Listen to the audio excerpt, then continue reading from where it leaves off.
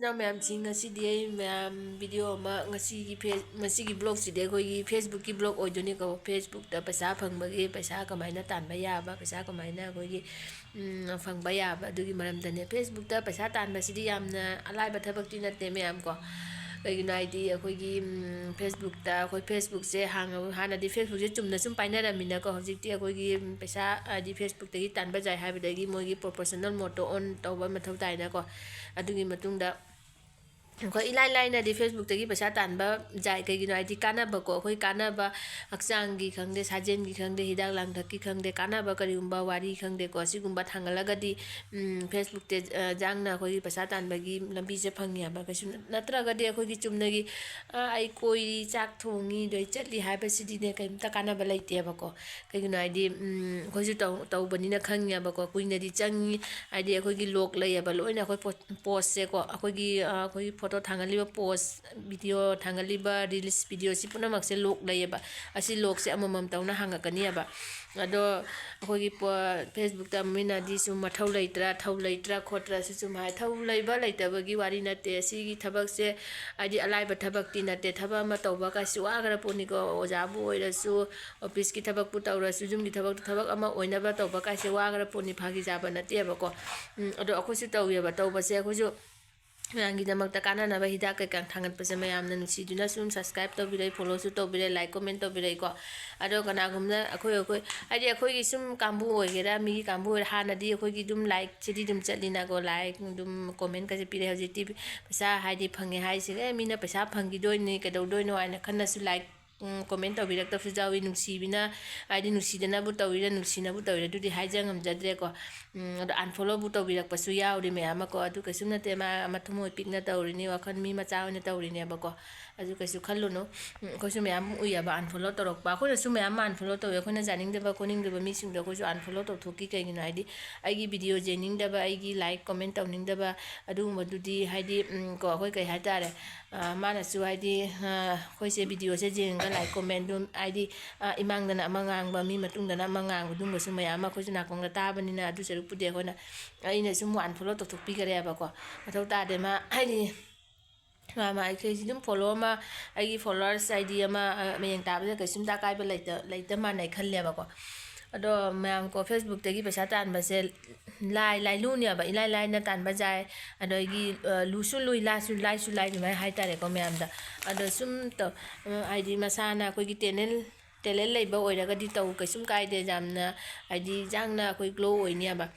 akoina koi routine su jam ID Facebook na reels thangalo video thangalo post thangalo mayam dung masu mathau tai ba khanga nong ma ge koi gi da koi su ma angang school tamna ba parents puna makko ID thabak kan ngara ponia ba thabak kan ba si angang sing thilurani kholurani jum gi thabak ama mayam loisalani dui mathakta rogi suna ba chak thongna ba khona ba ID Jumgi thabakti suringagi loidina ko thabak mayam ni angang isun chaki ngai se video editing tawni video semgani video ama tawna ko na mayam id thangana ba semini ba nongmagi ko adi alai ba thabak natte ba na Facebook tagi pasa phang ba se alai ba thabak ti natte ado akoi su chum magic sanara banya Facebook je log puji loina hange ama kakti wali log hang di do pasa di chum chang ba haure ado pasa di log thok tri do akoi su ha ma ba di khangde haidi niwom se ko dum tawra ga ne haidi friends sing nei manabi sing na hairak na khoju taw ya ba ko si taw ai na awa ba thabak ne ba akom ba thabak na te ba ado mayam su tawiri ba china mayam su ko Facebook tagi paisa phang ba sidi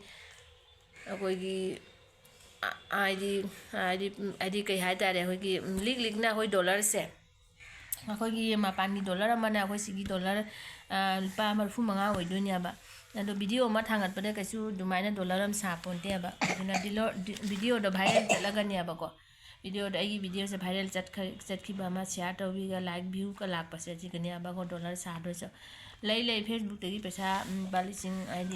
tara mari manga kun tan ba tha da mayam lai ba ko age video do akoi gi kai hatare khara akoi gi dam laita ba video se ko dam laitra ga di kana de ba ko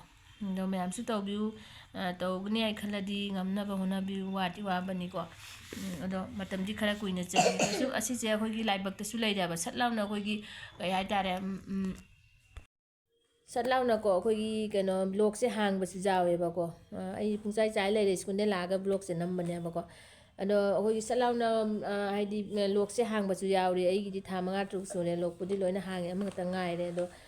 ꯀꯅꯥꯒꯨꯝꯕꯗ ꯆꯍꯤ 1 2 ꯆꯪꯕꯁꯨ ꯌꯥꯎꯔꯦ ꯁꯤꯁꯦ ꯑꯩꯈꯣꯏ ꯂꯥꯏꯕꯛꯇꯁꯨ ꯂꯩꯔꯦꯀꯣ ꯍꯦꯛꯇ ꯍꯥꯏꯗꯤ ꯁꯥꯟꯅꯔꯦ ꯍꯥꯏꯅ ꯍꯦꯛꯇ ꯀꯩꯅꯣ ꯇꯧꯕ ꯑꯣꯏꯄꯣꯟꯇꯦꯕ ꯌꯥꯝꯅ ꯑꯋꯥꯕ ꯊꯕꯛꯅꯤꯗ ꯇꯧꯔꯨꯔꯕꯅꯤꯅ ꯑꯩꯈꯣꯏꯁꯨ ꯀꯣ ꯁꯤꯒꯁꯨ ꯃꯌꯥꯝ ꯑꯃ ꯊꯧ ꯂꯩꯇ ꯇꯧꯔꯤꯅꯤ ꯍꯥꯏꯗꯤ ꯃꯊꯧ ꯂꯩꯇ ꯇꯧꯔꯤꯅꯤ ꯑꯗꯨꯒꯨꯝꯕ ꯑꯗꯨ ꯃꯌꯥꯝ ꯍꯥꯏꯕꯁꯨ ꯌꯥꯎꯔꯦ ꯃꯣꯏꯅ ꯈꯪꯗꯅ ꯇꯧꯔꯤꯅꯦꯕꯀꯣ ꯃꯔꯝꯁꯦ ꯈꯪꯉꯒꯗꯤ ꯃꯣꯏꯁꯨ ꯑꯗꯨꯝ ꯍꯥꯏꯔꯣꯏꯗꯕ ꯃꯣꯏꯒꯤꯁꯨ ꯃꯆꯥ ꯃꯁꯨ ꯃꯌꯥꯝ ꯑꯃ ꯃꯆꯥ ꯃꯆꯟ ꯃꯆꯥ ꯃꯁꯨ ꯃꯆꯥꯁꯤꯡ ꯃꯃꯧꯁꯤꯡ ꯂꯣꯏꯅ ꯁꯥꯟꯅꯔꯤꯅꯦ ꯃꯣꯏꯅ ꯈꯪꯗꯕꯩ ꯋꯥꯅꯦꯕꯀꯣ ꯑꯗꯣ ꯈꯪꯗꯕ ꯃꯤꯅꯗꯤ ꯑꯁ ꯀꯩꯅꯣ ꯇꯧ ꯂꯩꯔꯦ ꯊꯧ ꯂꯩꯇ꯭ꯔꯦ ꯑꯗꯨꯅꯤ ꯗꯥꯅꯤ ꯃꯌꯥꯝꯁꯨ ꯍꯥꯏꯅꯕ ꯌꯥꯎꯔꯤꯀꯣ ꯑꯗꯨꯗꯣ ꯃꯣꯏꯅꯦꯕ ꯊꯧ ꯂꯩꯇ꯭ꯔꯤꯗꯤ ꯃꯣꯏꯅꯦꯕ ꯊꯧ ꯂꯩꯇ꯭ꯔꯤ ꯃꯤ ꯍꯥꯏꯗꯤ ꯃꯁꯥ ꯃꯁꯥꯒꯤ ꯀꯩ ꯍꯥꯏꯇꯥꯔꯦ ꯑꯩꯈꯣꯏꯒꯤ ꯃꯁꯥ ꯃꯁꯥꯒꯤ ꯏꯃꯨꯡ ꯃꯅꯨꯡꯒꯤ ꯁꯨꯃꯥꯡꯐꯧ ꯏꯃꯨꯡ ꯃꯥꯡꯒꯣꯟꯐꯧ ꯁꯤꯠꯄ ꯉꯝꯗ꯭ꯔꯒ ꯃꯤꯒꯤ ꯏꯃꯨꯡ ꯃꯅꯨꯡ ꯁꯤꯠꯀꯅꯤ ꯍꯥꯏꯅ ꯂꯥꯛꯄꯁꯨ ꯃꯤ ꯃꯌꯥꯝ ꯑꯃꯁꯨ ꯌꯥꯎꯔꯦꯕꯀꯣ ꯑꯗꯣ ꯃꯤꯡ ꯑꯣꯏꯅꯗꯤ ꯄꯟꯖꯔꯔꯣꯏꯒꯦ ꯃꯤꯡ ꯑꯣꯏꯅ ꯄꯜꯂꯨꯔ ꯀꯩ ꯍꯥꯏꯅꯤꯀꯣ ꯑꯗꯨꯅ ꯃꯁꯥ ꯃꯁꯥꯒꯤ ꯍꯥꯏꯗꯤ ꯏꯃꯨꯡ ꯃꯅꯨꯡ ꯁꯨꯃꯥꯡꯗꯣ ꯍꯥꯟꯅ ꯁꯤꯠꯂꯣꯕ ꯑꯗꯨ ꯃꯊꯪꯗ ꯃꯤꯒꯤꯗ ꯁꯤꯠꯄꯤꯔꯣ ꯂꯥꯛꯑꯣ ꯃꯁꯥ ꯃꯁꯥꯒꯤ ꯁꯤꯠꯄꯐꯧ ꯂꯣꯏ ꯉꯝꯗꯦ ꯑꯗꯨ ꯃꯤꯒꯤꯁꯨ ꯁꯤꯠꯀꯅꯤ ꯍꯥꯏꯁꯨ ꯂꯥꯛꯄꯁꯨ ꯌꯥꯎꯔꯤꯁꯨ ꯃꯗꯨꯅꯤ ꯑꯩꯅ ꯈꯜꯂꯤꯁꯦ ꯏꯃꯣꯟꯁꯤꯒ ꯑꯗꯨꯅꯤ ꯃꯌꯥꯝ ꯍꯥꯏꯕꯨ ꯃꯌꯥꯝ ꯑꯩꯒꯤ ꯌꯦꯡꯕꯤꯔꯤꯕ ꯏꯆꯤꯜ ꯏꯅꯥꯎ ꯃꯌꯥꯝꯁꯤꯡꯅ ꯁꯨꯝ